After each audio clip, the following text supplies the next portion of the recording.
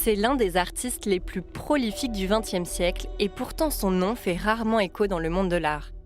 Né à Cracovie, Stanisław Wyspiański est peintre, architecte et dramaturge. Stanisław Wyspiański est un artiste clé pour la culture et l'art polonais, dans la mesure où son œuvre est si riche qu'elle inclut toutes les formes d'expression artistique. En réalité, nous avons affaire à un artiste qui représente les principales manières de penser l'art au XXe siècle en Pologne.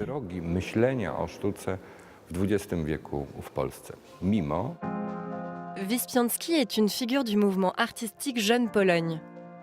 Lassé par la rigueur et la rationalité du positivisme, il modernise la peinture polonaise. Pour cela, il s'inspire de ses voyages et surtout d'un en particulier.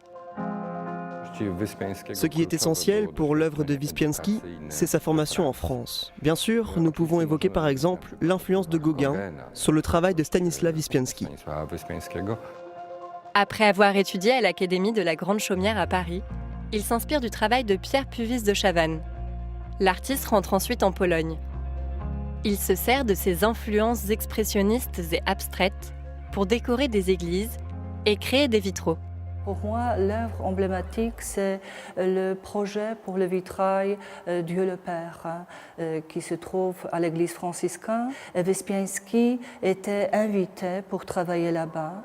Il travaillait très vite. Pendant 6 mois, il a fait la décoration murale dans l'église franciscaine. Un projet très important pour l'artiste, qui s'investit pleinement dans la rénovation de ce lieu.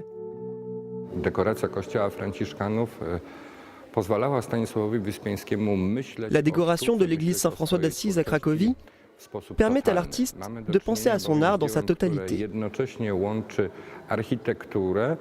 Nous avons affaire à une œuvre qui met en rapport l'architecture avec un nouveau type de décor, de fresques, complété ensuite par les vitraux, toujours aussi impressionnants. Nous avons affaire à une œuvre d'art totale. En exécutant ses vitraux et ses décorations, Wyspiański se démarque des autres artistes. Il élabore sa signature. Il faut dire que le langage plastique dans ce travail est très moderne. À ce moment-là, on ne connaît pas d'autres églises qui étaient peintes dans cet style. Un style qui fascine et crée la renommée de l'artiste. La ville de Cracovie lui passe alors de nouvelles commandes. Wyspiański a également conçu l'intérieur, les vitraux et les meubles pour la maison de la Société médicale de Cracovie.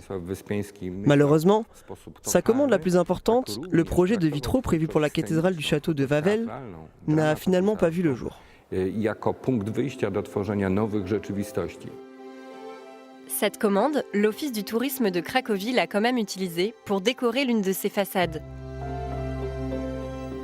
L'artiste est un emblème de la culture polonaise et la ville en est fière. Il acquiert un statut d'icône grâce au théâtre et à l'écriture. Son œuvre théâtrale était totale. Elle réunissait l'art, l'écriture et par-dessus tout, la réflexion sur la Pologne, son histoire passée et son futur. Stanisław Wyspiański a influencé de nombreux artistes européens. Il fait la fierté d'un pays qui n'a de cesse de lui rendre hommage.